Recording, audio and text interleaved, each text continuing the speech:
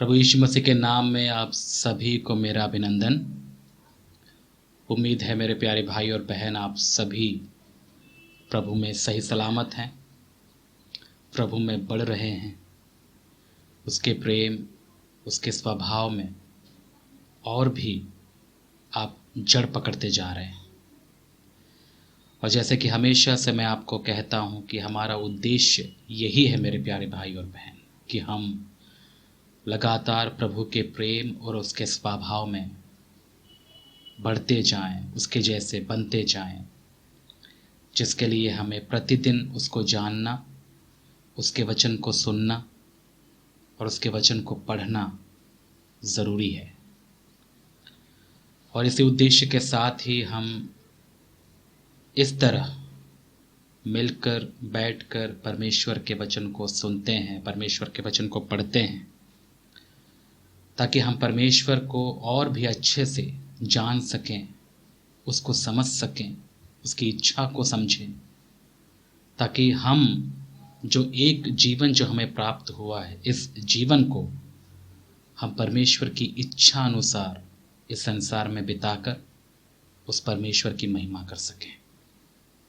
और मैं समझता हूँ कि आप इन बातों को समझते हैं जो मैं आपसे कह रहा हूँ, इसलिए इन बातों को आप हल्के में मत लीजिएगा, इन बातों की गंभीरता को आप समझिए, क्योंकि इन बातों को ना समझने के कारण ही कई ऐसे विश्वासी हैं जो आपके आसपास रहते होंगे, जो आज हम बहुत अलग अलग जगहों में देख रहे हैं। इन बातों को ना समझते हुए और इस उद्देश्य को अपने जीवन में नहीं रखने की वजह से ही वे लोग भटक गए हैं, भटक रहे हैं। जब तक एक विश्वासी के मन में ये उद्देश्य बैठ नहीं जाता कि मुझे और मेरा जो उद्देश्य है संसार में रहने का, कि मैं अपने प्रभु जैसा बनूं, उसके स्वभाव में बढ़ूं, उसके प्रेम में बढ़ूं, तो मैं कह सकता हूं कि वो व्यक्ति इस संसार में भटक जाएगा। क्योंकि इस संसार में ज्ञान बताने वाले, विभिन्न प्रकार की शिक्षाओं के द्वारा आपके दिमाग को छलनी करने वाले भी बहुत हैं।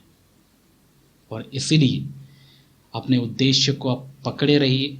यही हमारा उद्देश्य है, हर एक शिष्य का, जो अपने आप को यीशु मसीह का शिष्य कहता है, उसका यही मकसद होना चाहिए इस संसार में कि वो अपने प्रभु जैसा बने।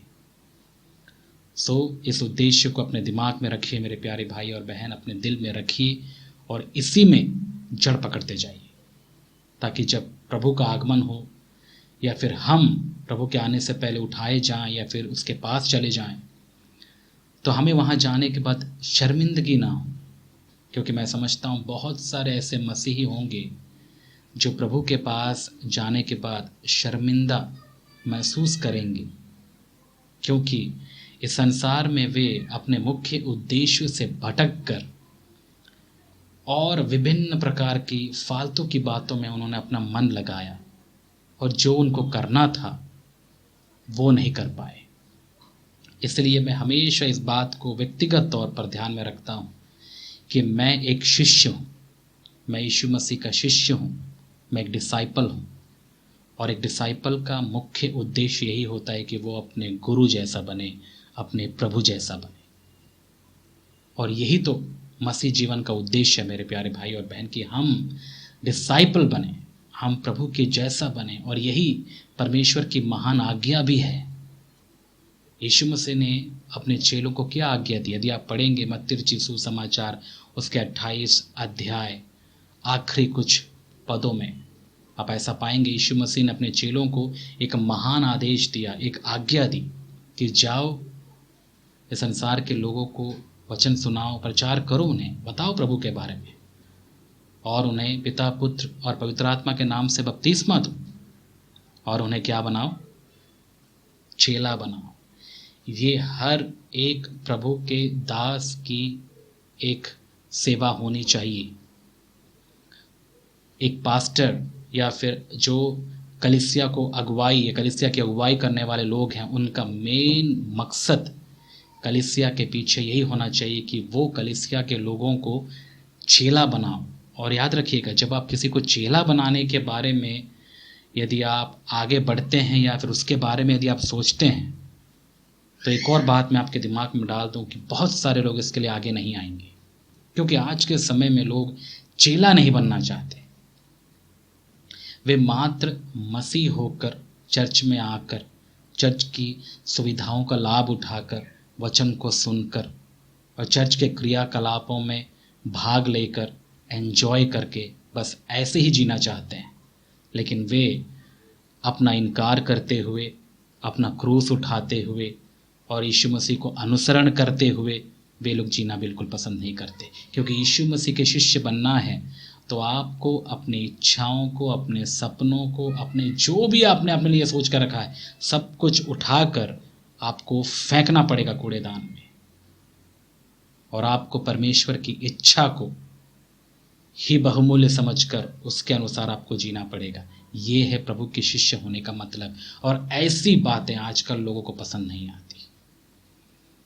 वे कलीसियाओं में जाते ही इसलिए हैं कि वे कैसे आशीषों को प्राप्त करें। लालची टाइप के विश्वासी आपको देखने को मिलेंगे, जो बस लेने के लिए जाते हैं, लेने के लिए जाते हैं, मुझे कैसे मिल जाए बस। इस संसार में भी वो छीनते रहते हैं और वो चाहते हैं कि चर्च में भी जाकर मुझे कैसे फ़ायदा हो। वो कभी अपने आप से सवाल नहीं करते हैं कि चर्च के लिए मैं कैसे आशीष का कारण बन रहा हूँ, मुझसे चर्च को क्या फ़ायदा हो रहा है, मेरी सेवा से चर्च को क्या फ़ायदा हो रहा है। इससे उनको कोई मतलब नहीं होता। बस वे चर्च में जाते होंगे, बैठते हैं, वचन सुनते हैं और जो भी उनको वहाँ से फ़ायदा उठता है या बन बैठता है वो उसको उठा लेते हैं। क्या आप भी ऐसे जी रहे मेरे प्यारे भाई और बहन, जो आप अपने आप को शिष्य कहते हैं? याद रखिएगा, ये सब गलत उदाहरण है आजकल कलीसियाओं में पाए जाने वाले। और ऐसों को देखकर यदि आप आंख बंद कर लेंगे तो मैं आपसे कह सकता हूँ कि आप भी धोखा खाएंगे। ऐसों को देखिए, नोटिस करिए, परखिए और ऐसों से दूर रहिए। सीधी और सिंपल और साधारण बात मैं आपसे कह रहा हूँ, ऐसों से आप दूर रहिए, क्योंकि ऐसों के साथ रहेंगे तो आप भी वैसे ही हो जाएंगे। समझ में आ रहे हैं मेरे प्यारे भाई और बहन? तो इस उद्देश्य को आप ध्यान में रखिएगा जो मैं आपसे ये बातें कह रहा हूँ। ये बहुत बहुत ज़रूरी है, विशेष करके इन दिनों में जब हम रह रहे हैं। और इन दिनों में मैंने एक और चीज़ गौर किया जो मैं चाहता हूँ कि इस हमारे कलीसिया में, हमारे संगति में वो है बाइबल अध्ययन। अब आप पूछेंगे बाइबल अध्ययन तो हम बहुत कुछ देख रहे हैं आजकल सोशल मीडिया में, हर जगह बाइबल अध्ययन ही है। मैं देख रहा हूँ, मैं भी समझ रहा हूँ कि हाँ, आजकल बहुत से लोग हैं जो बाइबल अध्ययन करवा रहे हैं, बाइबल से प्रचार कर रहे हैं, सिखा रहे हैं। लेकिन एक बात बताइए, इतना बाइबल अध्ययन होने के बावजूद लोग बदल क्यों नहीं रहे? लोगों का जीवन क्यों नहीं बदल रहा? हजारों में वचन हम सुनते हैं, प्रतिदिन हम सुनते हैं, यहाँ वहाँ जाकर सोशल मीडिया में इधर उधर दुनिया भर की बातें। हम अपने आप को इन सारे बाइबल वचनों से, इन सारे इन्फॉर्मेशन से, हम अपने जानकारी से अपने आप को भर ले रहे हैं, फिर जीवन क्यों नहीं बदल रहा?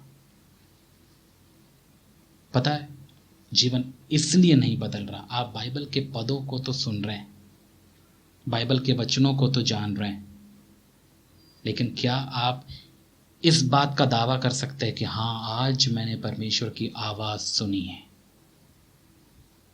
कई लोग बाइबल को पढ़ते हैं, लेकिन जैसे कि मैंने पहले भी आपको बताया, वे परमेश्वर की आवाज़ नहीं सुनते। कई लोग प्रचारकों के मुंह से सुनते हैं वचन, उनको बाइबल का नॉलेज होता है, बाइबल के वचनों को ही वे लोग सुनते हैं, लेकिन उनके जीवन में कोई परिवर्तन नहीं होता, क्योंकि उन्होंने केवल बाइबल के कुछ पदों को उन्होंने सुना है, परमेश्वर की आवाज़ नहीं सुना।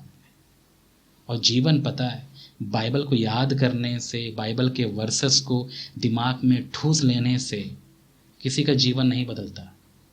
जब तक आप उन वचनों के पीछे से पवित्र आत्मा की आवाज़ अपने दिल में ना सुन लें, तब तक आपका जीवन नहीं बदलता। और यही तो सबसे बड़ी धोखे की बात है जो आज के समय में है। हम बाइबल अध्ययन कर तो रहे हैं लेकिन जीवन नहीं बदल रहा, क्योंकि आप बाइबल अध्ययन कर रहे हैं, बाइबल के वचनों को सीख रहे हैं, लेकिन परमेश्वर की आवाज नहीं सुन पा रहे।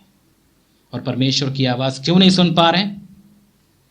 क्योंकि बहुतेरे आजकल कलीसियाओं में आत्मिक तौर पर बहरे हैं।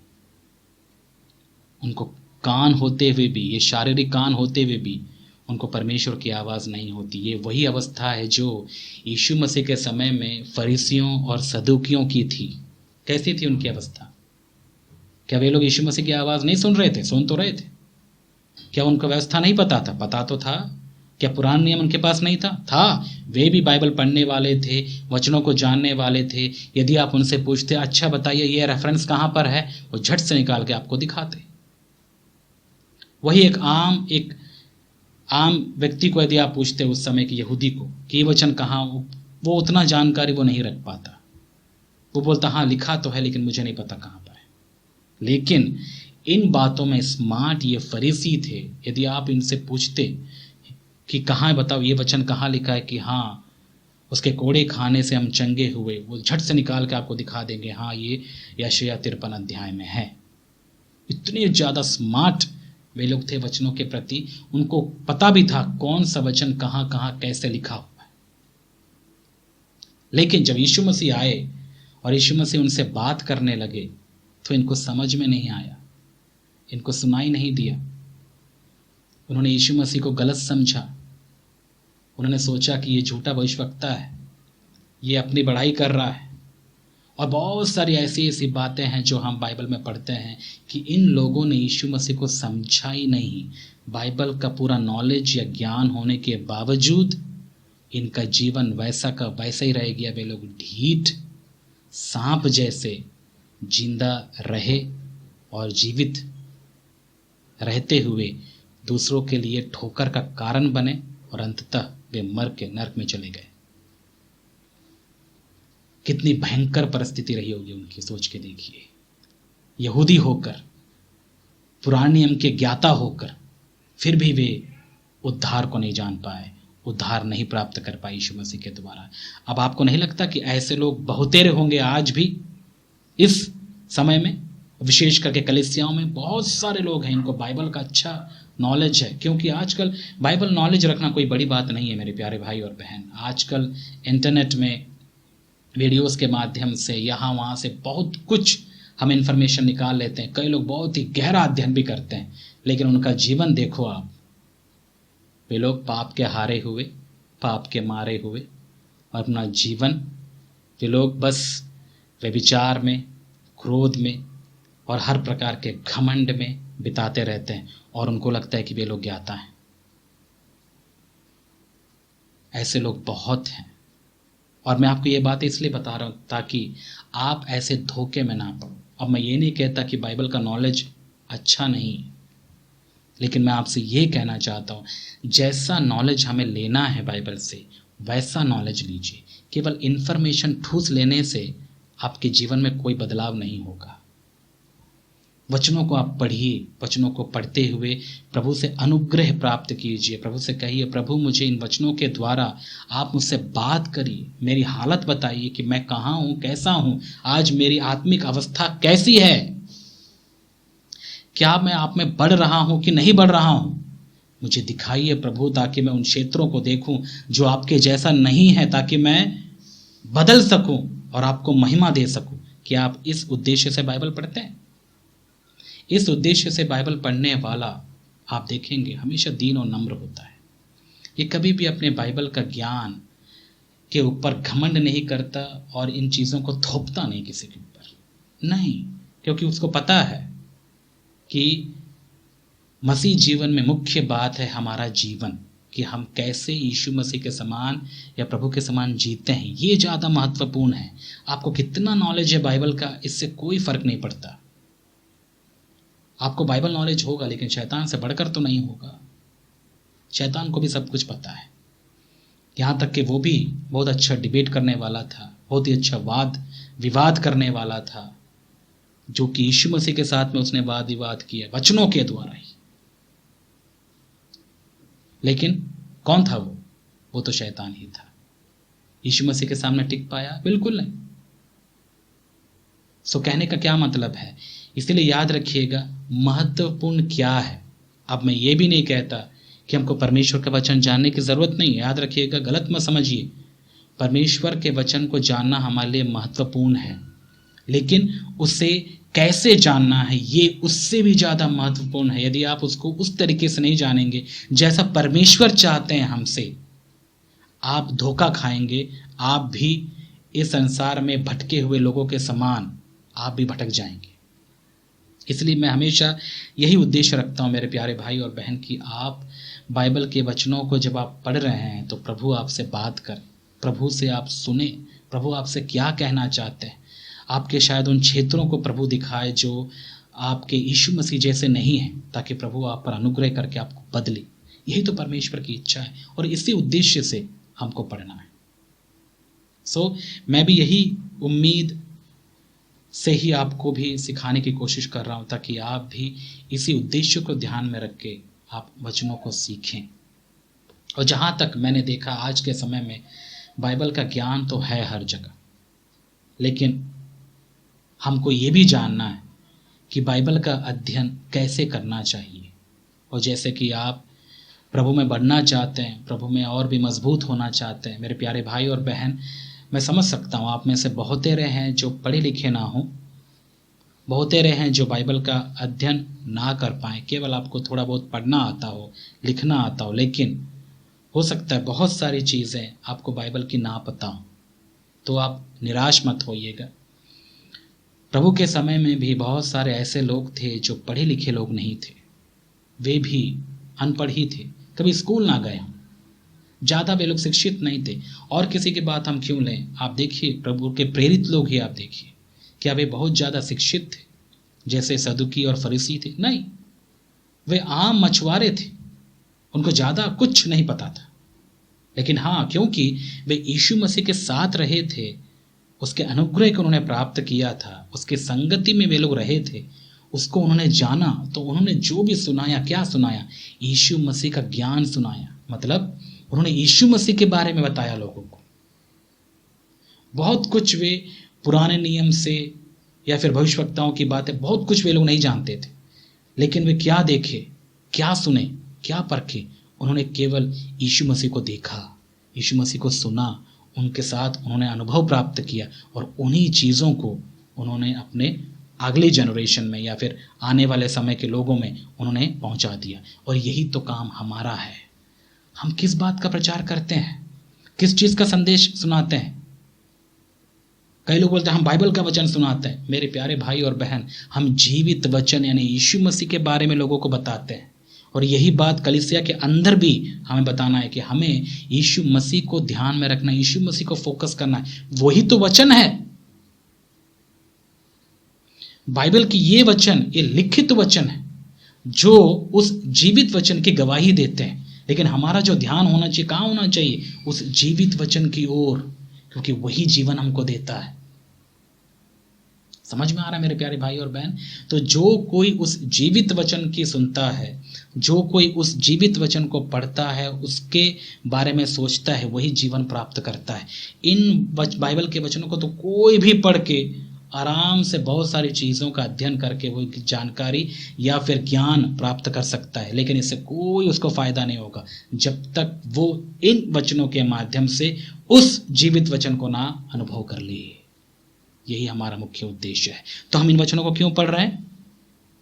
इस बात को अपने दिमाग में आप बैठा लीजिए। हम इन वचनों को क्यों पढ़ रहे हैं? इन वचनों को हम पढ़ रहे हैं और इन वचनों के माध्यम से हम उस जीवित वचन को जानना चाहते हैं जो कि हमारा प्रभु यीशु मसीह है।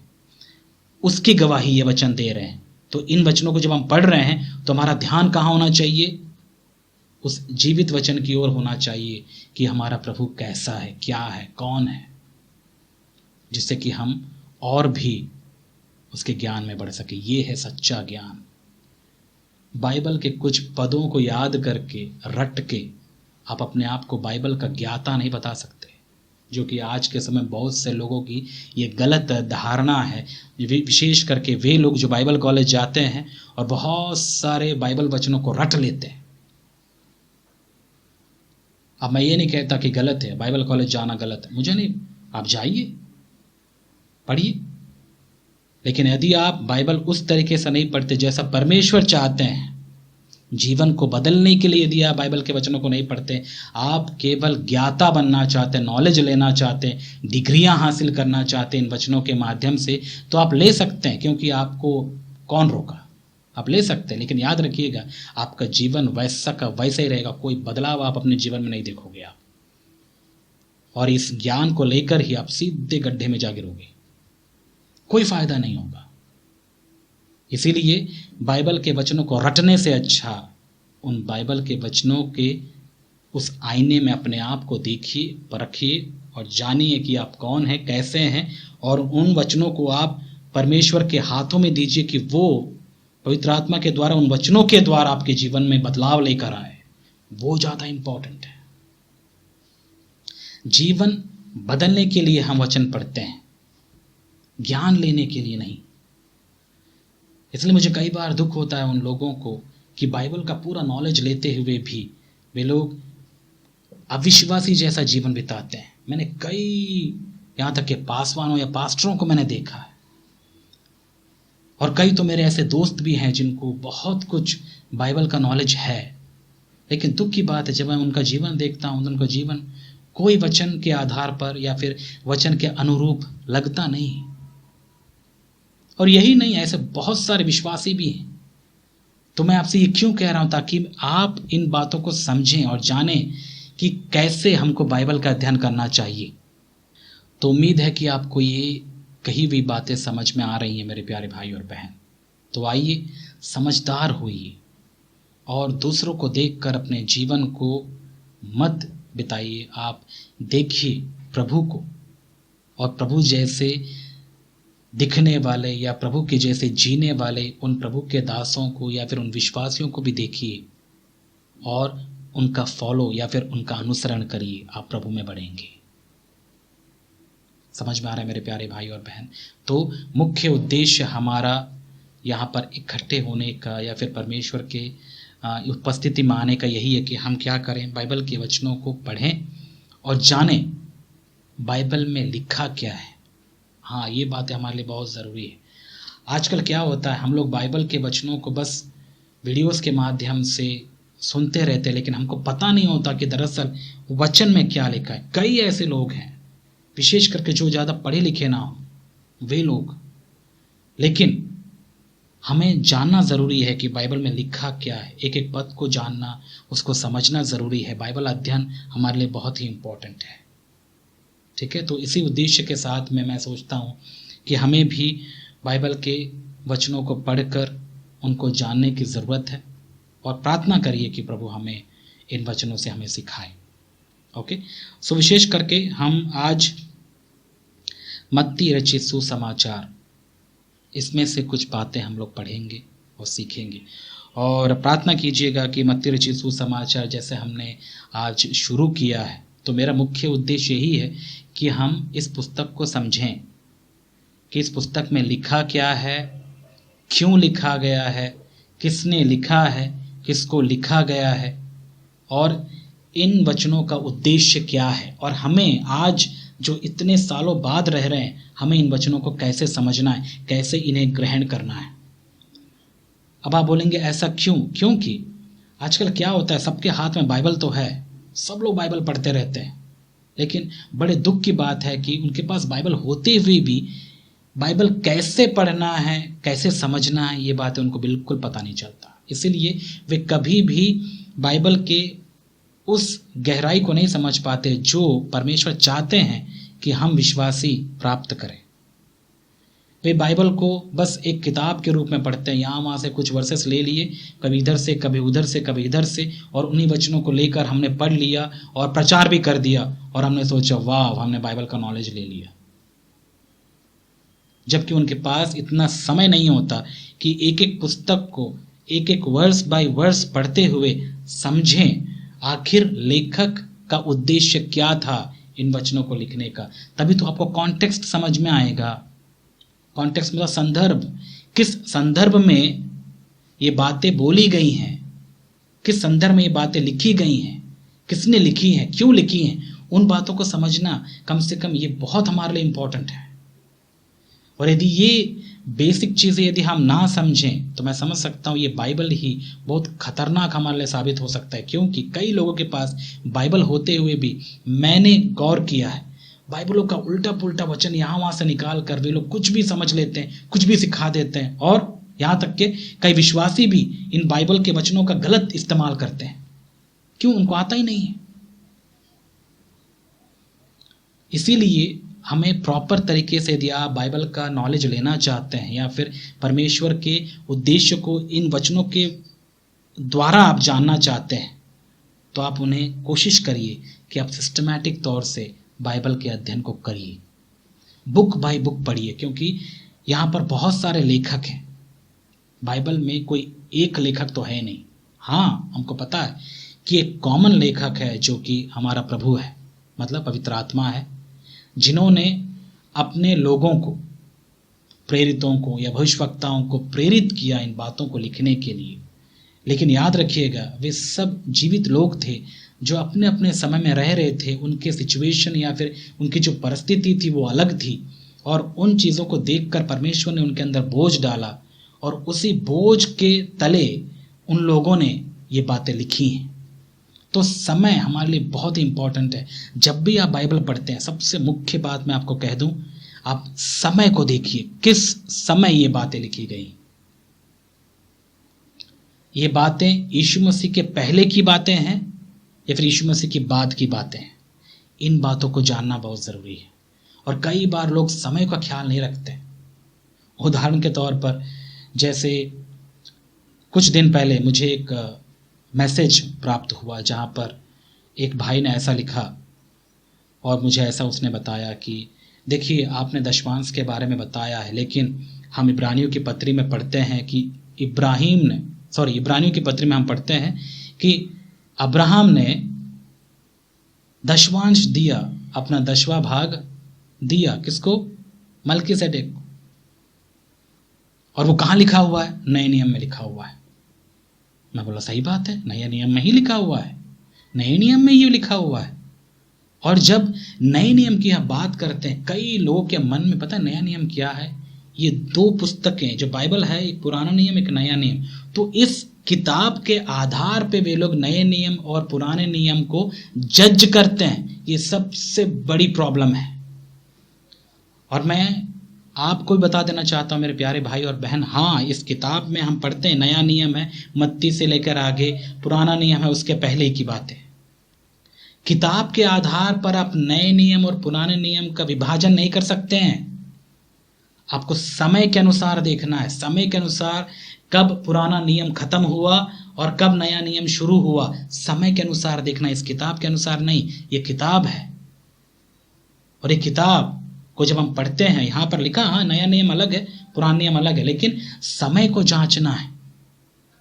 और जब ये बातें उस भाई के द्वारा मैंने सुनी, मैंने पढ़ी, उसने जब बताया कि इब्राहिम ने भी तो दशमांश दिया था और नए नियम में लिखा ही, फिर आप कैसे कह सकते हैं कि नए नियम में दशमांश नहीं है?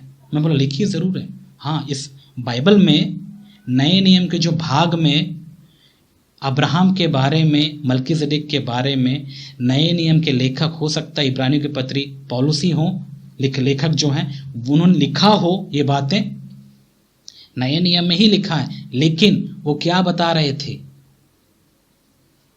क्या बता रहे थे?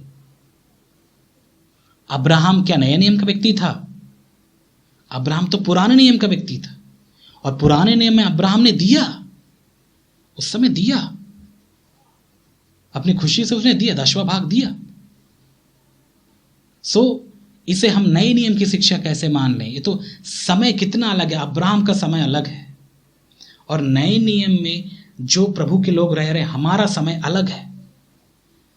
हम भी कई बार उदाहरण लेते हैं, और यहाँ पर इब्रानियों की पत्री में जो लेखक है उन्होंने अब्राहम का उदाहरण लिया कि अब्राहम ने कैसे मल्कीसेदेक को दशमांश देकर यह सिद्ध करता है कि देखो मल्कीसेदेक यीशु मसीह का रूप है। उदाहरण, अब आप बताइए, यदि मैं बाइबल से या फिर जब मैं आपको सिखा रहा हूं, यदि मैं आदम का उदाहरण लेता हूं या फिर अब्राहम का उदाहरण लेता हूं, तो क्या वो नए नियम में आ गए लोग नहीं, पुराने नियम के लोग ही हैं ये लोग। पुराने नियम के लोग जो पवित्र आत्मा से नहीं भरे हुए थे। समझ में आ रहा है आपको? तो समझिए आप, तो कैसे हमको नए नियम और पुराने नियम को जज करना या फिर विभाजन करना है, इस किताब के आधार पे नहीं, समय के आधार पर पुराने नियम कब तक चला है। और रही बात दशवांश की, इस बात पे मेरा भी बहुत सारा, कई बार मैंने अपने दोस्तों से भी बहुत सारी बातें की हैं, कई बार उनके साथ में वाद विवाद तो नहीं कह सकता क्योंकि मुझे वाद विवाद मैं पढ़ता नहीं वैसे, लेकिन बहुत बार समझाने की मैंने कोशिश की कि जो दशवांश की बातें हैं वे जो नए नियम में हम पाते हैं, नए नियम में उसका जिक्र है, मात्र उसका जिक्र है, लेकिन याद रखिएगा ये नए नियम के लोगों का प्रैक्टिस नहीं था। प्रेरितों ने कभी भी दशवांश को फोकस नहीं किया।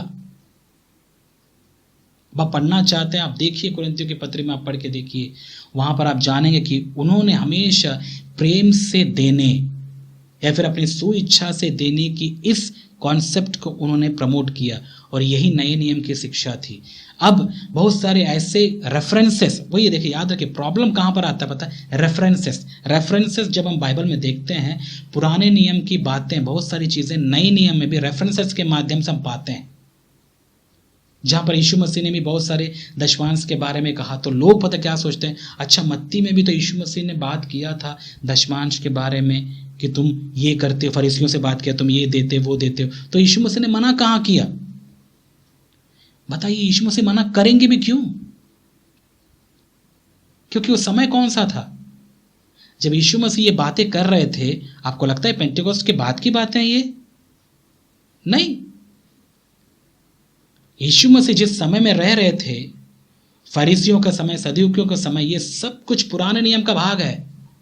हाँ, वो आप मत्ती में जरूर पाते हैं क्योंकि मत्ती ने ये सारी चीजें उस समय के विश्वासियों को सिखाने के लिए ये बातें बताई हैं। लेकिन आप बाइबल, ये बुक्स के आधार पे, किताब के आधार पे समय को कैसे बांट रहे हैं? यही तो प्रॉब्लम है, कई विश्वासियों को समझ नहीं आता। इसलिए जब भी आप मेरे प्यारे भाई और बहन बाइबल पढ़ें, आप बाइबल को इस किताब के मतलब पुराने और नए नियम को आप किताब के आधार पर विभाजन ना करें, समय को देखें। जब यीशु मसीह ने फरीसियों से बात किया, ये समय कौन सा था? पेंतिकोस्त के बाद का या पेंतिकोस्त के पहले का? बताइए। पेंतिकोस्त के पहले का मतलब, और किससे बात कर रहे थे वो? चेलों से नहीं, वे किससे बात कर रहे थे? फरीसियों से।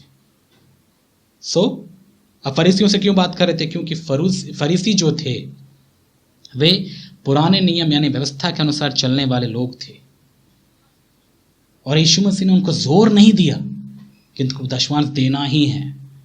उन्होंने तो उनकी बातों के, यदि आप पढ़ना चाहते हैं पढ़िए 23 अध्याय मत्ती रचित सुसमाचार में, वहां पर आप पाएंगे उन्होंने, यीशु मसीह ने उनको क्या जताने की या क्या सिखाने की कोशिश की है। यदि आप पढ़ेंगे वहां पर आप पाएंगे कि यीशु मसीह उनको डांट रहे थे क्योंकि वे कितने ज़्यादा सतर्क थे इन बाहरी कामों को करने के लिए, जैसे दशवांश हुआ, भेंट हुआ, ये बहुत सारे जो उनके जो रीति रिवाज थे, ट्रेडिशंस थे, ये सब कुछ करना वे लोग पसंद करते थे। लेकिन आज्ञाकारिता, यीशु मसीह पर विश्वास, वचन के आधार पर चलना, ये बातें उनके लिए हजम नहीं होती थी। इसीलिए उनको डांटते हुए यीशु मसीह ने बातें कही।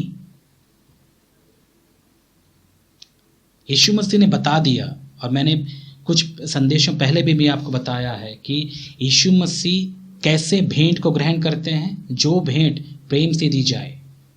और ये उदाहरण यीशु मसीह ने दिया भी है, बता के दिखाया, उन्होंने दर्शाया उस स्त्री के बारे में, उस बूढ़ी औरत के बारे में जो सिनेगॉग में आती है, वहां पर 2 दमड़ी डालती है। वहां पर यीशु मसीह ने कुछ नए नियम के उस सीख के बारे में कुछ बताने की कोशिश की। नए नियम का जो व्यवहार होगा कैसा होता है, ऐसा है।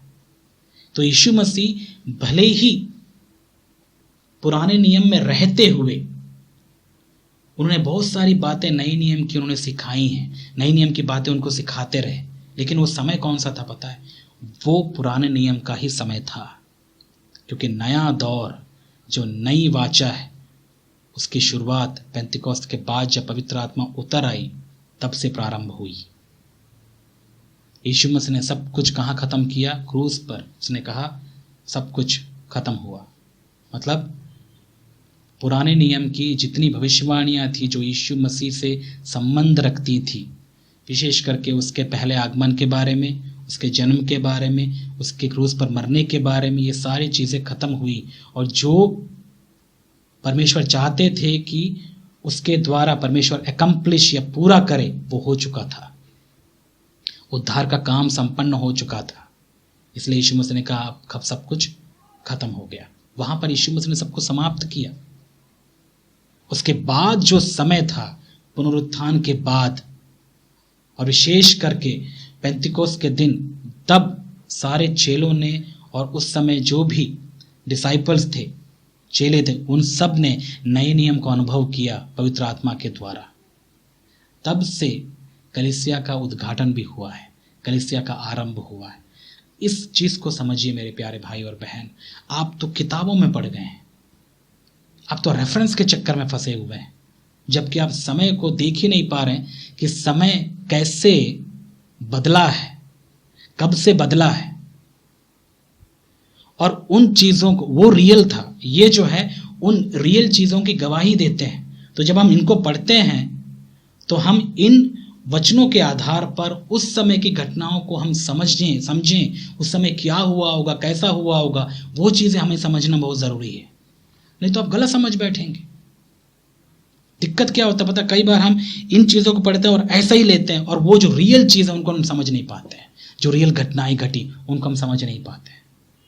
ये एक मानसिकता है जो बहुत ही बुरी है।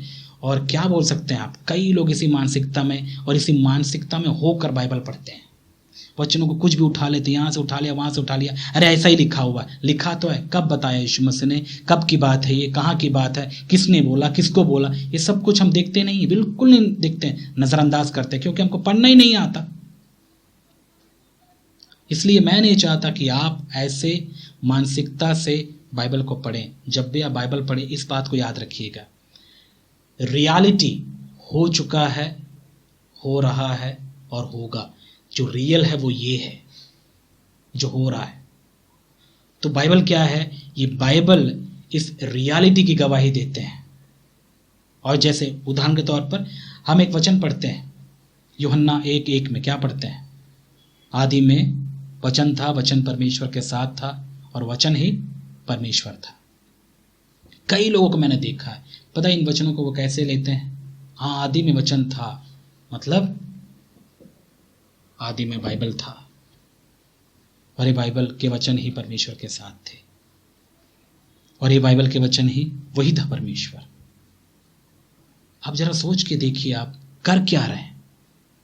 यहां जब यूहन्ना ने लिखा ये बातें कि आदि में वचन था, आपको लगता है वो बाइबल की बात कर रहे थे या फिर उस जीवित वचन यीशु मसीह की बात कर रहे थे जो कि जीवित वचन है? मतलब उन्होंने बाइबल को कैसे समझा, आज हम बाइबल को कैसे समझते हैं, उनका सोचने का तरीका क्या था, हमारा सोचने का तरीका क्या है। हम तो पूरा बाइबल में ही फंसे हुए हैं, रियलिटी पता ही नहीं चल रहा। यही तो प्रॉब्लम था उन फरीसी और सदूकियों का कि उनका पूरा ध्यान इसी पर था, जबकि रियल उनके सामने जब खड़े होकर भी उनको समझ में नहीं आया कि वो कौन है। और यही गलती आज के विश्वासी भी दोहरा रहे हैं। उनका पूरा ध्यान बाइबल पर होता। अच्छी बात है, बाइबल का हमको होना चाहिए, चीज़ों को परखना बहुत ज़रूरी है, लेकिन इसका मतलब ये नहीं कि इसी को ही आप रियल समझें। रियल तो यीशु मसीह है, वो जीवित वचन, उसको हम देखें इन वचनों के आधार पर। अब गलत नहीं है बाइबल को पढ़ना, बाइबल का नॉलेज रखना, इनको भी आपको पढ़ना है, लेकिन आंख तो बंद मत करिए रियलिटी को ना देखते हुए, मतलब उनको देखिए, आप अंधे मत हो जाइए।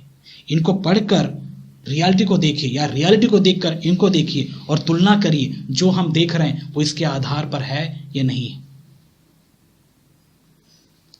ऐसी मानसिकता यदि आपकी है तो मैं आपसे कह सकता हूं कि आप प्रभु के वचन को अच्छे से जानेंगे, एक हेल्दी, एक स्वस्थ आत्मिक तौर पर, मानसिक तौर पर एक स्वस्थ मसीही के रूप में आप उभरेंगे, आप बढ़ेंगे। अन्यथा आप बस बाइबल के कुछ पदों में ही अपने ज़िंदगी को बिता देंगे और कहेंगे कि मुझे बहुत नॉलेज था, ज्ञान था। लेकिन याद रखिएगा, आपका जीवन बताता है कि आपको कितना नॉलेज है। पाप पर जय ये बताता है कि आपको प्रभु का कितना नॉलेज है। और यदि आप पाप से हारे हुए हैं तो उस ज्ञान का क्या मतलब, जो आप बोलते हैं मेरे पास है, उस ज्ञान का कोई फायदा नहीं है, वो व्यर्थ है, व्यर्थ है, कोई लाभ नहीं उसका। यदि आप पास 60% नॉलेज यदि आपका बाइबल का है तो 60% आपका जीवन बदला हुआ होना चाहिए। किसके आधार पर यीशु मसीह हमारा न्याय करेगा? आपको क्या लगता है? बाइबल नॉलेज के आधार पर? कि आपको कितना बाइबल का नॉलेज था, या आपके जीवन के आधार पर?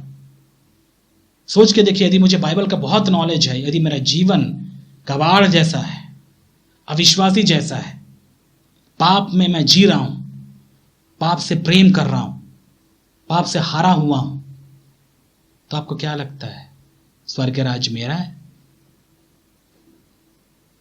नहीं।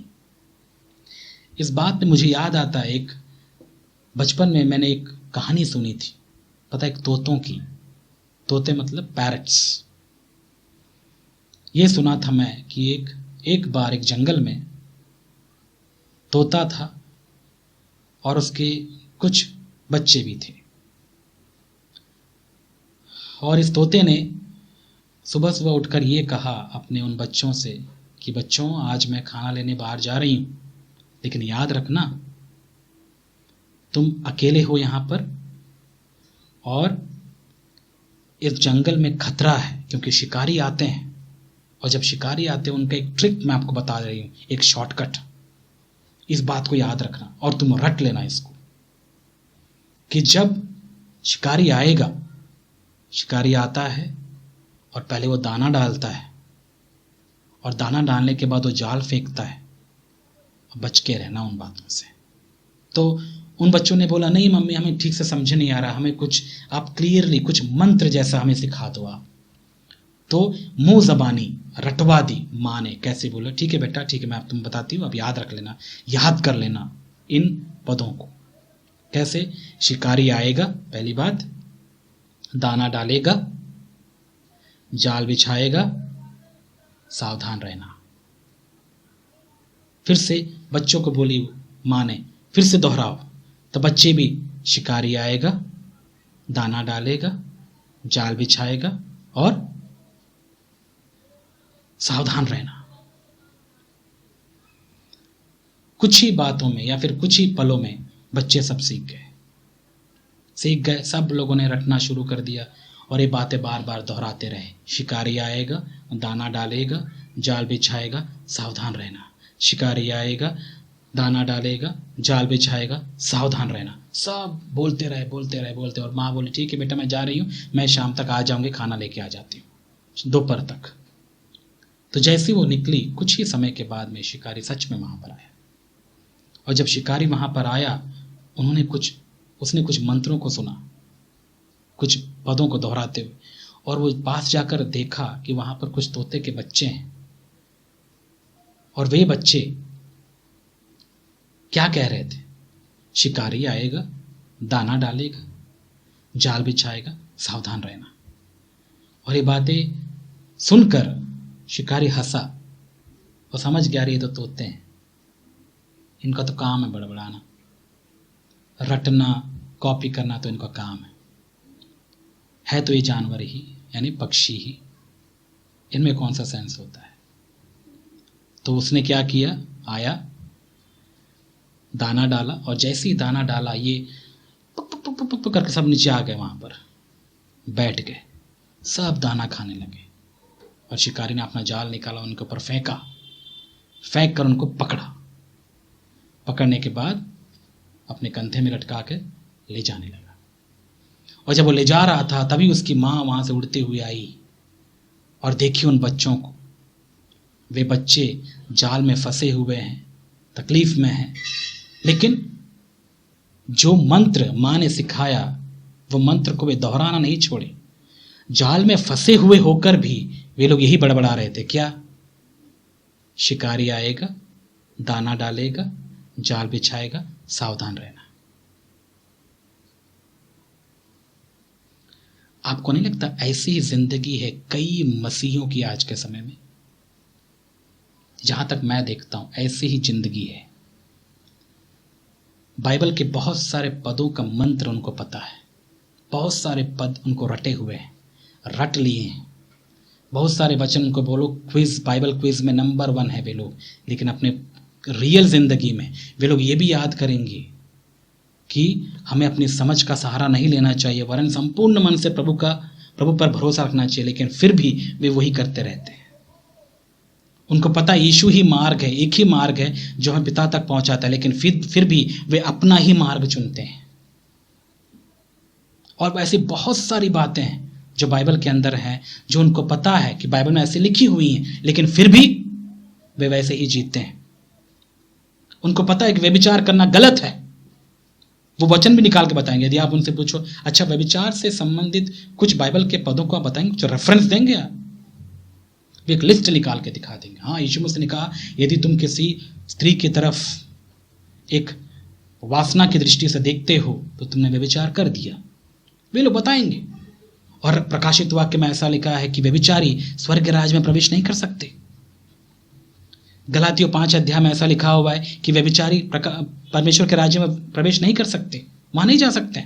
सारा रेफरेंस देने के बाद आप देखेंगे वो व्यक्ति अपने फोन में व्यभिचार की हरकतें करते रहते हैं। अभी अभी उसने कहा था कि हाँ, किसी स्त्री को वासना की दृष्टि से नहीं देखना, लेकिन वो अपने फोन में गंदी मूवीज देखता रहेगा। उसने कहा था कि ये सब मत करना, लेकिन जब वो बाहर जाएगा हर एक लड़की की तरफ अपना नजर डालेगा। और इस व्यक्ति से आकर पूछो लालच के बारे में कुछ बातें बताओ, तो बताएगा बाइबल में ये सारी बातें यीशु मसीह ने बताई हैं, लालच नहीं करना चाहिए, बहुत ही बुरी बला है। हाँ, लेकिन आप उसके जीवन में देखेंगे 1 नंबर का पैसे को लालची होगा।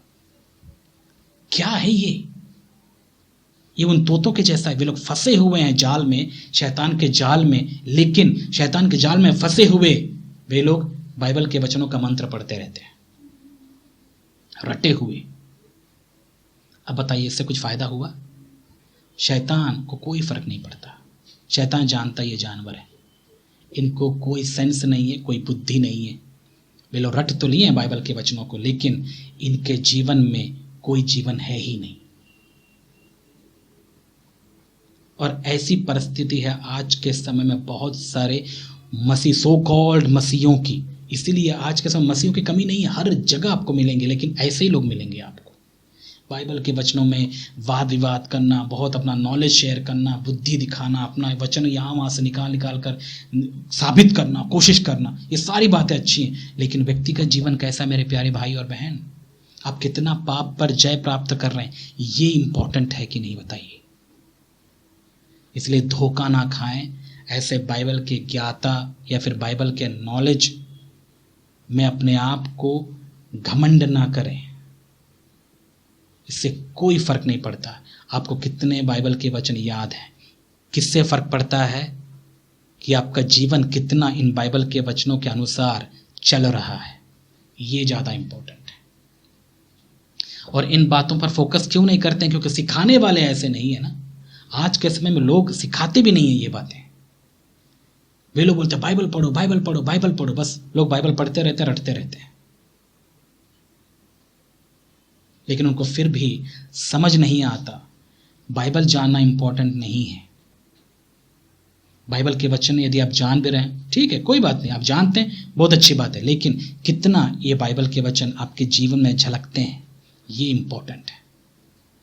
इसलिए धोखा ना खाएं। इसलिए तो हम बाइबल का अध्ययन कर रहे हैं, ताकि हम इन बाइबल के पन्नों को पलट कर देखें, पढ़ें और जानें परमेश्वर को, उसको समझें, उसकी आवाज़ को सुने, ताकि हम अपने जीवन में एक बदलाव हम देख पाएं। हमारा मुख्य उद्देश्य यही है बाइबल को पढ़ने का। ये मैं अपने अनुभव से आपको कह सकता हूँ कि मैं जब बाइबल पढ़ता हूँ इसी उद्देश्य से पढ़ता हूँ कि मैं चाहता हूँ कि प्रभु, भले मैं 1 वचन या 2 वचन पढ़ूँ, लेकिन मैं चाहता हूँ उन वचनों को पढ़ने के बाद मैं परखूँ क्या वो वचन मेरे जीवन में हैं या विद्यमान हैं, मैं उनके अनुसार जी रहा हूँ या नहीं जी रहा हूँ। यदि नहीं जी रहा हूँ तो मैं वहीं रुक कर प्रभु से दुआ करता हूँ, प्रभु मुझे ऐसा जीना है, मेरी मदद कर, मेरी सहायता कर। और ऐसे मैंने बाइबल पढ़ना सीखा है। इसलिए मुझे कोई फर्क नहीं पड़ता कि मुझे कितना बाइबल का नॉलेज है, कितना बाइबल का नॉलेज नहीं है, क्योंकि मैं समझ गया प्रभु के मन को, प्रभु के हृदय को, कि प्रभु हमसे क्या चाहते हैं। इसलिए मूर्ख तोते मत बनिए, जो बाइबल के पदों को बड़बड़ाते जरूर हैं, लेकिन उनका जीवन पाप में धंसा हुआ है। पाप पर विजय प्राप्त करना ही तो मसीह जीवन है। मसीह होकर यदि आप पाप से हारे हुए, मारे हुए हैं, तो याद रखिएगा आपका ये बाइबल नॉलेज पूरा ज़ीरो है, कोई फ़ायदा नहीं है। ये सब आपको कुछ लाभ नहीं देने वाले। समझ में आ रहा है मेरे प्यारे भाई और बहन? तो ऐसे बहुत से लोग आप देखेंगे आपके आसपास, उनको फॉलो मत करिएगा, उनका अनुसरण मत करिए। और यदि आपसे कुछ कहते हैं, अरे आपके पास कोई बाइबल नॉलेज नहीं है, कोई फ़र्क नहीं पड़ता, कोई फ़र्क नहीं पड़ता। इग्नोर करिए ऐसे लोगों को। सच बताऊं, यदि मैं अपने बारे में यदि आप बताऊं, मेरी मम्मी, मेरी माँ पढ़ी लिखी नहीं, पढ़ी लिखी बिल्कुल नहीं है, लेकिन मुझे इस बात की पूरी खुशी है, आनंद है कि वो प्रभु को जानती है। मैं जितना बाइबल के बारे में जानता हूं, भले वो उतना ना जाने, लेकिन मैंने एक बात उनके जीवन में गौर किया, वो जितना भी सुने हैं उसके आधार पर वो जी रही। उनको मैंने एक बात बताया था, हमेशा माँ प्रभु को इज्जत देना चाहिए, प्रभु की महिमा के लिए हमें जीना चाहिए। बस उन्होंने विश्वास किया कि हाँ, एक मसीह जीवन में हमें प्रभु को महिमा देना चाहिए। वो उनके अनुसार वो जी रहे हैं, और परमेश्वर को क्या चाहिए। बहुत बड़ी बड़ी थियोलॉजिकल बातें उनको नहीं पता है, लेकिन वो आज्ञाकारी होकर जितना उनको पता है उनके अनुसार वो जी तो रहे हैं। ये इंपॉर्टेंट है, क्योंकि परमेश्वर इन्हीं के आधार पर हमारा न्याय करेंगे। हम कितने आज्ञाकारी हैं परमेश्वर के प्रति, कितना नॉलेज रखते हैं बाइबल का, इसके आधार पर प्रभु हमारा न्याय नहीं करने वाले हैं। आज्ञाकारिता से बढ़कर कुछ नहीं है। इसलिए आप अपने माइंडसेट को प्रॉपर रखिए। आप कैसे जी रहे हैं, बाइबल को जब आप पढ़ते हैं, कैसे आप बाइबल को देखते हैं, ऐसा आप अपना माइंडसेट बनाइए। समझ में आ रहा है मेरे प्यारे भाई और बहन? तो विशेष करके इन्हीं बातों को ध्यान में रखते हुए आज मैं आपको यही बातें सिखाना चाहता हूँ, बताना चाहता हूँ कि बाइबल को जब आप पढ़ें तो मुख्यतः जानें कि बाइबल लिखने वाला कौन है और किसको उसने लिखा, कब लिखा, क्यों लिखा, ये सारी बातों को जानिए। और जो बातें आज हम पढ़ने जा रहे हैं मत्ती रचित सुसमाचार में, यदि आपके पास बाइबल है तो निकालिए। यदि मत्ती रचित सुसमाचार यदि आप निकालते हैं, पहले पद से लेके 17 पद तक, यहाँ पर आपको यीशु मसीह की वंशावली दिखती है। वंशावली क्या होती है? तो जब लोग पढ़ते हैं बाइबल के इन पदों को, कई लोग पढ़ना भी पसंद नहीं करते होंगे, अरे क्या लिखा हुआ है। और कई लोग कभी नहीं सोचते हैं, कभी नहीं समझते हैं कि ये जब लिखा है तो लिखा क्यों है। अरे पहली बात है, वो जो स्टार्टिंग में जो पूरी वंशावली है उससे हमको कुछ नहीं लेना देना। नहीं भाई, आपको पता है पूरा बाइबल यानी मत्ती रचित सुसमाचार, विशेष करके मत्ती, बाइबल को लिखते समय पवित्र आत्मा से भरकर, उससे प्रेरित होकर इन वचनों को लिखा। जब ये लिखा, उसके मन में एक उद्देश्य था। लिखते समय उनके मन में एक उद्देश्य था, उस उद्देश्य को जानना है। और सिंपल सी बात, जब भी आप बाइबल पढ़े, हमेशा जब आप एक पुस्तक को पढ़ते हैं, खोलते हैं, देखिए ये पुस्तक को लिखा किसने है। हमेशा इस बात को देखना है। आप अपने हिसाब से बाइबल को ना समझें, आप ये देखिए कि लेखक क्या बताना चाहता है। सबसे पहली बात आपको देखना है लेखक के बारे में। जब भी आप कोई भी पुस्तक पढ़ते हैं, और मत्ती रचित सुसमाचार का जो मुख्य लेखक है वो है मत्ती, यहाँ पर हम पढ़ते हैं मैथ्यू। अब यदि इस प्रभु के दास के बारे में यदि हम थोड़ा गौर करें तो आप समझ पाएंगे ये मत्ती वही था जो यीशु मसीह का चेला था, यीशु मसीह का अनुसरण करने वाला यानी प्रेरित था मत्ती। और उसके बारे में हम बहुत और कुछ पढ़ते हैं कि वो चुंगी लेने वाला था। मतलब पहले यीशु मसीह को जानने से पहले ये यहूदी ही था। याद रखिएगा, ये यहूदी ही था, लेकिन ये अपने जीवन को पापी अवस्था में जी रहा था। चुंगी लेने वाला, जो कि उस समय में बहुत ही खराब जॉब माना जाता था, क्योंकि ये टैक्स लेता था। किनके लिए? रोम के लिए, यहूदियों से टैक्स लेता था। इसलिए यहूदी चुंगी लेने वालों से नफरत किया करते थे। तो इस नफरत का मारा हुआ था, मतलब ये नफरत को झेलने वाला व्यक्ति यहूदी था। अब जब यहूदी था तो क्या इसे मूसा के बारे में या फिर पुराने नियम के बारे में पता नहीं होगा? अवश्य पता होगा, बहुत हद तक। यदि ना भी पता हो तो कुछ हद तक इसको पुराने नियम की जानकारी रही होगी। मत्ती को समझिए ये कौन था। और ये व्यक्ति पुराने नियम को पढ़कर भी पापी अवस्था में ही जीवन बिताया, क्योंकि पुराने नियम में पाप पर जय पाना असंभव था। पाप पर कोई जय नहीं प्राप्त कर सकता था पुराने नियम, भले ही कितना ही बड़ा संत क्यों ना हो, कितना ही बड़ा भविष्यवक्ता क्यों ना हो, क्योंकि जय प्राप्ति यीशु मसीह के बाद ही आई है। इसलिए जो हम हैं, प्रभु यीशु मसीह पर विश्वास करने वाले लोग, हम पाप के गुलाम नहीं हैं। हम प्रभु पर विश्वास करते हैं, विश्वास करने के साथ साथ उसके स्वभाव में भी हम सहभागी होते हैं। इसका मतलब हम पाप पर जय प्राप्त करते चले जाते हैं। ये है नए नियम की शिक्षा। और जो पुराने नियम में जीते हैं, वे कितने भी बड़े क्यों ना हो, कितने ही बड़े भविष्यवक्ता क्यों ना हो, वे पाप पर जय नहीं प्राप्त कर सकते। बस वे लोग विश्वास कर सकते हैं कि यीशु मसीह उद्धार करता है, क्योंकि पाप पर जय तो पवित्र आत्मा ही देते हैं। मत्ती भी वैसा ही था। उसे पता था व्यवस्था क्या है, बहुत कुछ नहीं परंतु कुछ हद तक सही। और वह अपना जीवन कैसा जी रहा था? पापी अवस्था में। उस समय इसकी भेंट यीशु मसीह से होती है और एक अद्भुत चमत्कार इसके जीवन में होता है। कौन सा चमत्कार? कि ये जिसकी खोज में रहा होगा, यानी इसका आमना सामना यीशु मसीह के साथ हो जाता है और इसको अपना उद्देश्य समझ में आ जाता है, यीशु मसीह को जान जाता है। ये बहुत बड़ी बात है, यही है उसके जीवन का बदलाव। और जब यीशु मसीह ने कहा कि मेरा पीछा करो, मतलब फॉलो मी, मेरा अनुसरण करो, ये भी अपना सब कुछ छोड़कर यीशु मसीह के पीछे हो लिया, उसका चेला बन गया।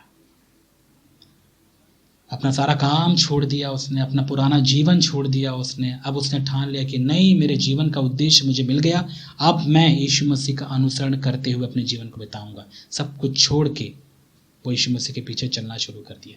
ये वही मत्ती है। समझ में आ रहा है मेरे प्यारे भाई और बहन? ये वही मत्ती है। और यीशु मसीह के चले जाने के बाद, याद रखिएगा क्यों हम जान रहे हैं सारी बातें, आपको जानना जरूरी है कि किसने लिखा। मत्ती ने लिखा, और मत्ती कौन है आपको जानना जरूरी है।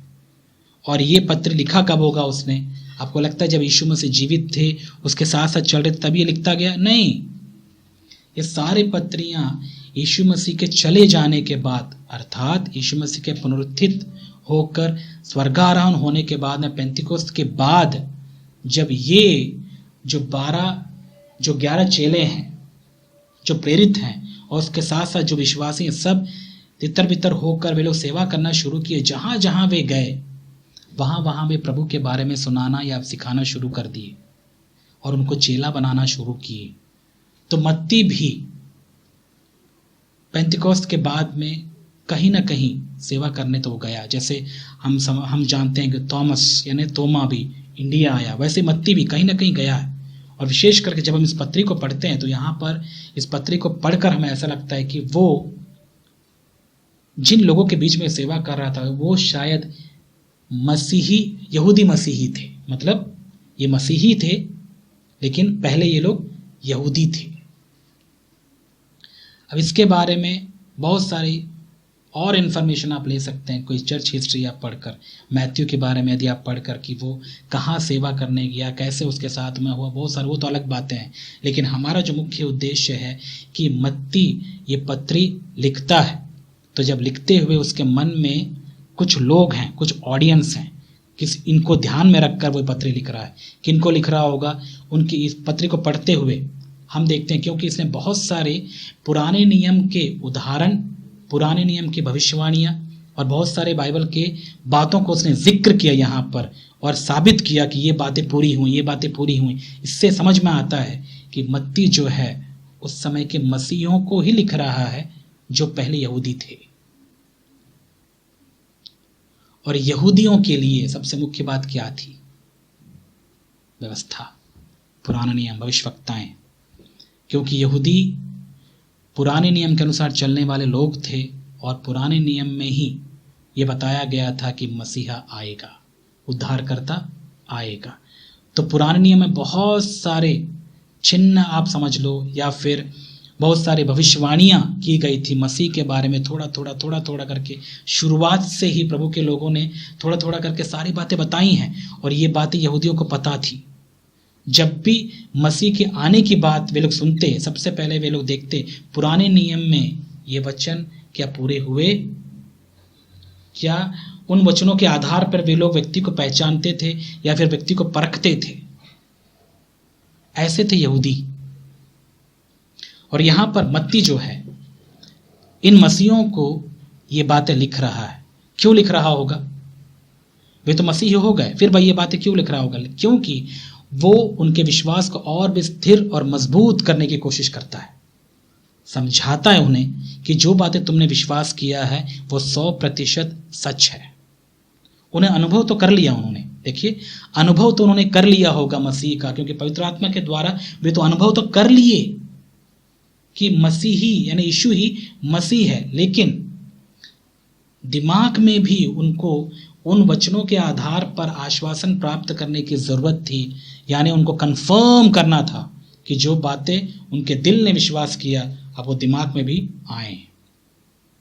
तो उनके विश्वास को मजबूत करने के लिए, उनको और भी स्थिर करने के लिए विश्वास में, तब मत्ती ने ये बुक या ये किताब लिखा जिसको हम पढ़ते हैं मत्ती रचित सुसमाचार।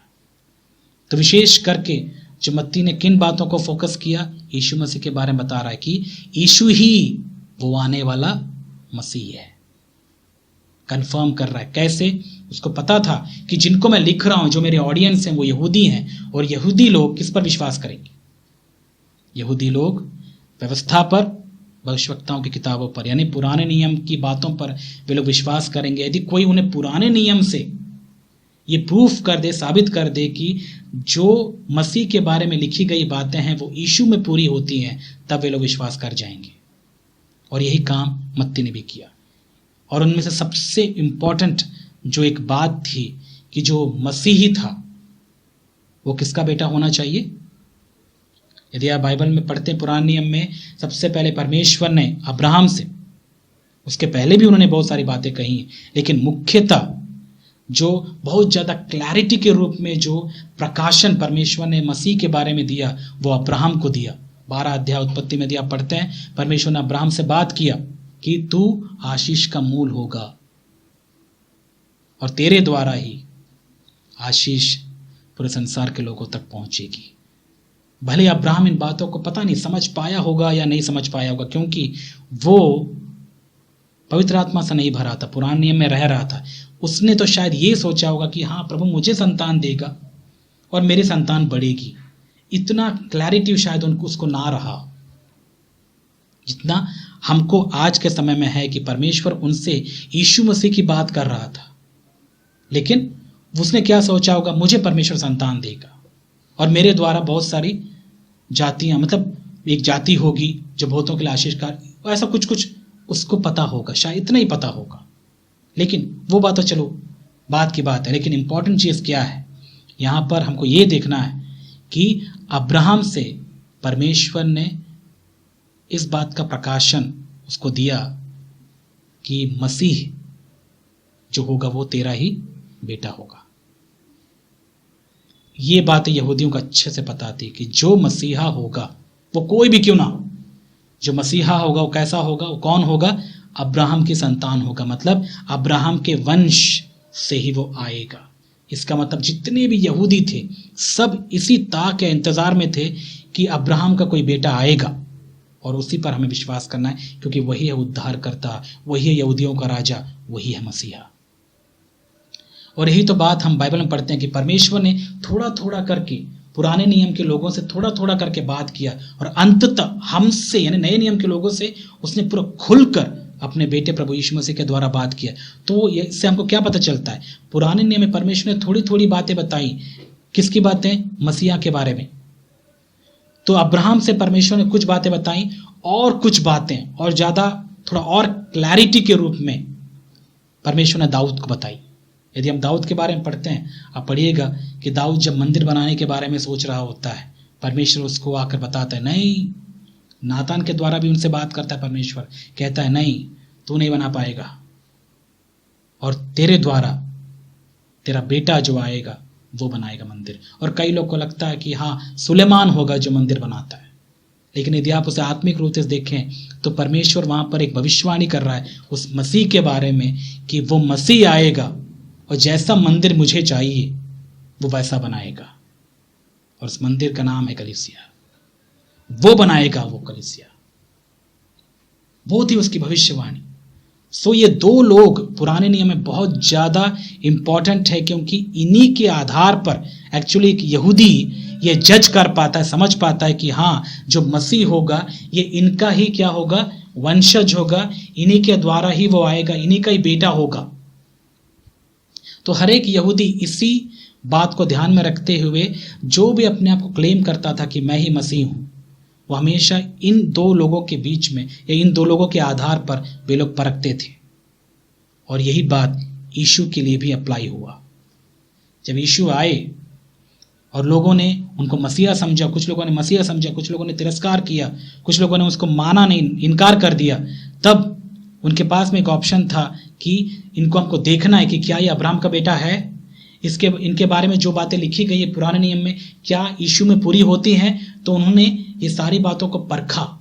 विशेष करके यहाँ पर जब मत्ती जब ये बातें विश्वासियों को समझा रहे हैं, तो इन बातों को ध्यान में रखते हुए वो समझा रहे हैं कि यीशु मसीह को तब तक वे लोग मसीह नहीं समझेंगे जब तक मैं उनको ये ना बताऊं कि वो अब्राहम का बेटा है और वो दाऊद का बेटा है। और वो कैसे बताते इन बातों को, कैसे प्रूफ करते कि यीशु ही मसीह है, यीशु ही अब्राहम और दाऊद का बेटा है। वंशावली जो बहुत ही मायने रखता है एक यहूदी के लिए, क्योंकि यीशु मसीह जो है यानी मसीह जो है अब्राहम और दाऊद की संतान ही थी। इसीलिए यहाँ पर मत्ती जो है यहाँ पर क्या करता है, 17 पद तक पूरी वंशावली का जिक्र करता है, बताता है देखो अब्राहम का बेटा। यहाँ पर पहली बात वचन में ये लिखता है, अब्राहम की संतान, दाऊद की संतान, यीशु मसीह की वंशावली। मतलब मत्ती पूरा कंफर्म था कि यीशु जो है अब्राहम की संतान है, दाऊद की संतान है। और यहाँ पर पूरा वंशावली वो एक एक करके पूरी बातें बताता है, और यहाँ पर वो साबित करके बताता है, प्रूफ करता है, उनको एक सबूत देता है कि यीशु ही मसीह है। इससे उस समय के जो विश्वासी थे अपने विश्वास में एकदम स्थिर हो जाते हैं, हाँ ये बातें सही, तो यीशु ही मसीह है। यही है इस वंशावली का सिग्निफिकेंस यानी महत्व। अब ये बातें किसके लिए ज्यादा महत्वपूर्ण रही होंगी? यहूदियों के लिए। लेकिन हम अब हमारे लिए क्या? हम तो अन्य जाति हैं। क्यों? आपको सुनकर आश्चर्य लगा कि हम अन्य जाति हैं? अन्य जाति मतलब गैर यहूदी। हम यहूदी नहीं हैं। हम पर परमेश्वर ने अनुग्रह किया, दया किया। तो ये बातें मत्ती ने यहूदी मसीहों के लिए लिखा है, और इनको हमने पढ़कर कंफर्म कर लिया कि जो परमेश्वर ने मसीह के बारे में भविष्यवाणी पुराने नियम में की थी वो बातें सच हैं।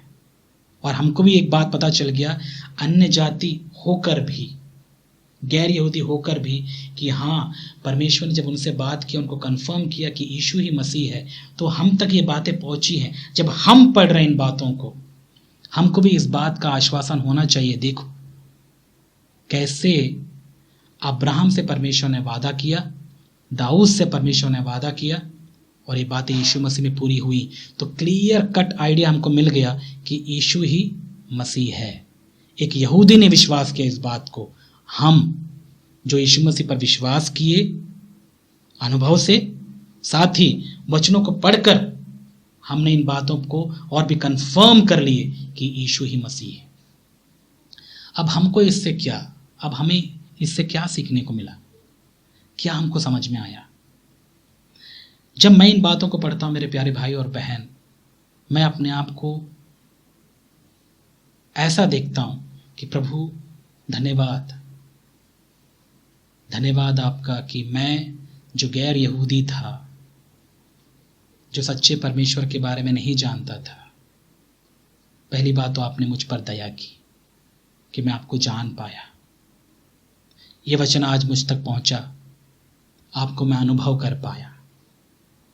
और यही बात मैं आपको प्रोत्साहित करना चाहूँगा मेरे प्यारे भाई और बहन, कभी इस बात पर घमंड मत करिए कि यीशु मसीह आपको बस क्या बोलते उत्तराधिकार के रूप में मिल गया।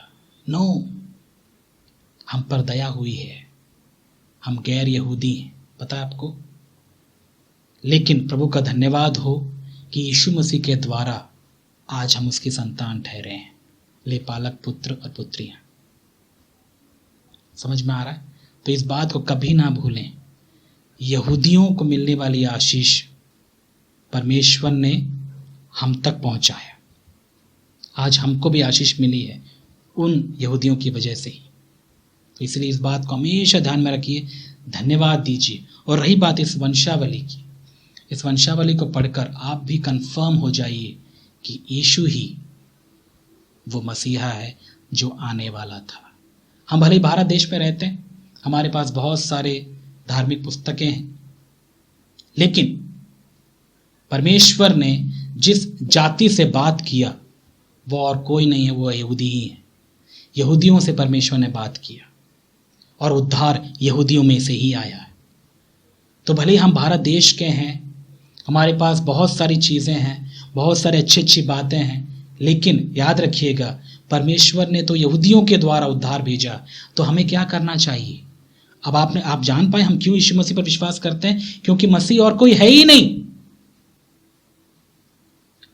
क्योंकि मसीह यदि कोई है तो उसका चिन्ह क्या है? पहला जो बात है जो यहाँ पर हम पढ़ते हैं वंशावली के अनुसार, वो अब्राहम का बेटा होना चाहिए। मसीह में ये बातें होनी चाहिए, अब्राहम का बेटा होना चाहिए, दाऊद का बेटा होना चाहिए, और इनका बेटा ही मसीह हो सकता है जो पूरे संसार को उद्धार देगा, पापों से क्षमा देगा। मतलब वो यीशु है। अब इससे कोई नहीं फर्क पड़ता कि आप किस देश के हैं, नहीं। आप परमेश्वर को ही नहीं बोलेंगे कि हाँ यीशु मसीह को आपने भारत में क्यों नहीं पैदा किया। परमेश्वर है, वो अपने अनुसार काम करते हैं। यदि परमेश्वर ने यहूदियों के द्वारा हम तक उद्धार को पहुंचाया है तो हम भले ही भारत देश के हैं, हमें क्या करना है? हमें उस उद्धार को प्राप्त करना है। हमें मुक्ति प्राप्त करने से मतलब है, पापों की क्षमा प्राप्त करने से मतलब है, हम इस उलझन में ना फंसे रहें कि हमारा भी ये कुछ है, हम भी ये ज्ञाता हैं, हमारे पास ये सब ये बुक्स हैं, ये किताबें हैं। हमको इन चीज़ों से क्या मतलब? हमको पाप क्षमा से मतलब है, हमको मुक्तिदाता से मतलब है, उद्धारकर्ता से मतलब है। समझ में आ रहा है मेरे प्यारे भाई और बहन? सो इसीलिए अब जब हम इस किताब को पढ़कर हम समझ पाए हैं कि यीशु ही वो मसीह है, मतलब यीशु ही वो उद्धार करता है, मुक्तिदाता है, तो आप किसी भी देश के क्यों ना हो, किसी भी प्रांत के क्यों ना हो, किसी भी जाति के क्यों ना हो, आप सभी को यदि उद्धार प्राप्त करना है, मुक्ति प्राप्त करना है, तो आप मसीह से ही प्राप्त कर पाओगे। और वो मसीह और कोई नहीं है, वो यीशु ही है। एक ही मार्ग, उस यीशु के द्वारा ही हर एक जाति के लोग, हर एक प्रांत के लोग, हर एक देश के लोग मुक्ति या उद्धार प्राप्त करेंगे, अपने पापों से क्षमा प्राप्त करेंगे। तो इसीलिए प्रभु का धन्यवाद देना चाहिए कि हम तक ये संदेश पहुंचा और हमने यीशु मसीह पर विश्वास किया, हमने उद्धार प्राप्त किया। आज हम उद्धार से भरी हुई जिंदगी को जी रहे हैं, प्रभु में हम बढ़ रहे हैं। क्यों? प्रभु का धन्यवाद देना चाहिए, उसकी वजह से हुआ ये। लेकिन दुख की बात है, आज हमारे देश के बहुत सारे ऐसे लोग हैं जो अपने धार्मिक घमंड में, संस्कृति के घमंड में चूर हैं। उनके पास धार्मिक रीति रिवाज और नियम तो हैं, लेकिन उद्धार नहीं है, मुक्ति नहीं। क्यों नहीं है मुक्ति? क्योंकि मुक्ति धर्म नहीं देता, मुक्ति धार्मिक नियम नहीं देते हैं, मुक्ति संस्कृति नहीं देती है, मुक्ति केवल मुक्तिदाता देता है, उद्धारकर्ता देता है, और वो यीशु मसीह है। इसलिए जब हम यीशु मसीह पर विश्वास किए, हमने उद्धार पाया, पापों से हमने मुक्ति पाई, हम पाप पर जय प्राप्त करना शुरू कर दी। जबकि कई हमारे आसपास के लोग जो अपने आप को धार्मिक जताते हुए, वे लोग धार्मिक नियमों को फॉलो तो करते हैं, लेकिन उनका जीवन अभी भी पाप में ही फंसा हुआ है, पाप में ही पड़ा हुआ है। आप देख रहे हैं, वे लोग पाप पे जय नहीं प्राप्त कर सकते। चोरी, गाली गलौज, गंदगी, व्यभिचार, वासना, ये सारी घमंड, क्रोध, इन सारी बातों में वे अपना जीवन बिताते हैं, और फिर भी वे अपने आप को धार्मिक जताते हैं। ये पाखंडपन, कैसे छुटकारा पाएंगे लोग? ऐसे ही जिंदगी जी रहे बहुत सारे हमारे पड़ोसी, हो सकते हैं हमारे देश के लोग ही, क्योंकि उनको एक बात पता नहीं कि मुक्ति केवल यीशु मसीह के द्वारा ही है। और एक भाई और बहन, मैं आपको बताना चाहता हूं, जब आपको पता चल गया बाइबल पढ़कर कि यीशु ही मसीह है जो अब्राहम की संतान और दाऊद की संतान है, और वही उद्धार करता है, तो अब आपको नहीं लगता कि हमारी जिम्मेदारी है कि हम प्रभु के बारे में, उस मसीह के बारे में हम लोगों को बताएं? हमारी जिम्मेदारी है। उनकी आंखें खोलना हमारी जिम्मेदारी है, उनको बताना हमारी जिम्मेदारी है कि धार्मिक नियमों के अनुसार हम कभी मुक्ति नहीं पा सकते। उनको पाप के बारे में जब तक आप नहीं बताओगे कि असली आज़ादी, असली मुक्ति जो है पाप से छुटकारा पाने के बारे में है, वो है असली मुक्ति। ये है सुसमाचार जो हमको सुनाना है। इसलिए उन्हें मुक्तिदाता के बारे में बताइए कि कैसे यीशु मसीह आया, कैसे यीशु मसीह मुक्तिदाता है, वो हमें पापों से छुड़ा सकते हैं, पापों से उद्धार दे सकते हैं। ये बातों को बताना है हमें, उनको पाप से छुटकारे का संदेश हमें देना है। लेकिन दुर्भाग्यवश आज के समय में हम देखते हैं लोग इस सुसमाचार को छोड़कर पता नहीं ना जाने कितने ही सांसारिक तौर पर सांसारिक चीज़ों की लुभाने वाली बातों को बताकर वे लोग सुसमाचार सुनाने की कोशिश करते हैं। उनको लगता है कि यही है सुसमाचार, जबकि ये गलत है। यीशु मसीह मसीह है जो हमें पापों से उद्धार दे सकते हैं। तो इसलिए इस बात में आप स्थिर हो जाइए, अपने सुसमाचार के साथ कभी समझौता मत करिए। आपका सुसमाचार यीशु मसीह ही है, वही उद्धार करता है, वही मुक्तिदाता है। उसके द्वारा ही पाप क्षमा संभव है, क्योंकि परमेश्वर ने और किसी को नहीं चुना, परमेश्वर ने और किसी को नहीं भेजा। इस संसार में हो सकते हैं बहुत अच्छे अच्छे लोग होंगे, इस संसार में हो सकते हैं बहुत ही महात्मा जैसे लोग होंगे, ग्रेट, अपने आप को महान कहने वाले ज्ञानी होंगे, लेकिन कोई फायदा नहीं। वो ज्ञानी है, ज्ञाता है, लेकिन मुक्तिदाता नहीं। यदि मुक्ति पाना है, पापों से क्षमा पाना है, तो वो केवल यीशु मसीह में ही संभव है, क्योंकि यीशु ही मसीह है। इस बात को हर एक जाति, हर एक धर्म, हर एक देश के लोगों को मानना है, क्योंकि वचन में लिखा है बाइबल में, प्रेरितों के काम में, स्वर्ग के नीचे यानी आकाश के नीचे पृथ्वी के लोगों के बीच में और कोई नाम नहीं दिया गया, केवल एक ही नाम। वो कौन सा नाम है? यीशु मसीह का नाम, जिसके द्वारा उद्धार है। ये है संदेश हमारा। समझ में आ रहा है मेरे प्यारे भाई और बहन?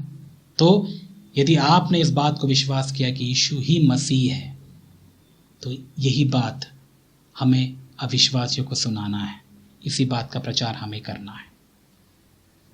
और एक बात जो हमारे व्यक्तिगत जीवन के लिए जो बातें हैं, यदि यीशु ही मसीह है, यीशु ही उद्धार करता है, यीशु ही मुक्तिदाता, यदि आपने सच में विश्वास किया तो ये क्या सबूत है इसका? यदि यीशु ही मसीह है तो मैं आपसे एक बात पूछना चाहता हूं। ठीक है, आपने विश्वास किया यीशु ही मसीह है, तो क्या जब आपने यीशु मसीह पर विश्वास किया आपका जीवन बदला? यदि नहीं बदला, इसका मतलब आपने कहीं ना कहीं विश्वास नहीं किया कि यीशु ही मसीह है। यदि आप ये बात पर विश्वास करते कि यीशु ही मसीह है, उसको अपनाने के बाद आप उस उद्धार को महसूस करते, आपका जीवन बदलता। और यदि नहीं बदला, इसका मतलब आप पढ़ तो रहे हैं बाइबल, लेकिन आपका जीवन अभी भी वैसा ही है। आपने सच में विश्वास नहीं किया कि यीशु ही मसीह है। आज कई मसीह लोगों के जीवनों को आप देखिए, उनका जीवन बदला हुआ नहीं होता, क्योंकि वे लोग यीशु मसीह है बोलते हैं बस, लेकिन उनका दिल, उनका हृदय में वे लोग कभी विश्वास ही नहीं किए कि यीशु मसीह वही मसीह है।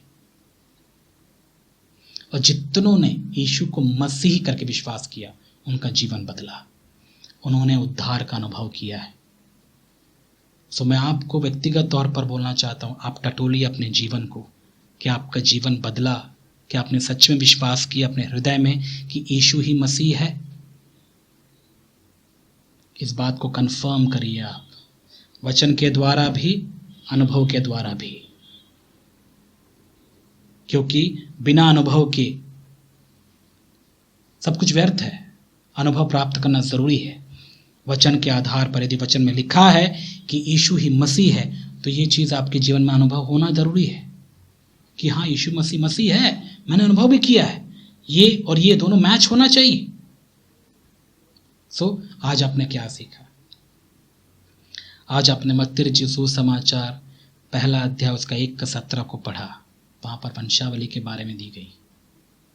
वंशावली किसके लिए महत्वपूर्ण था?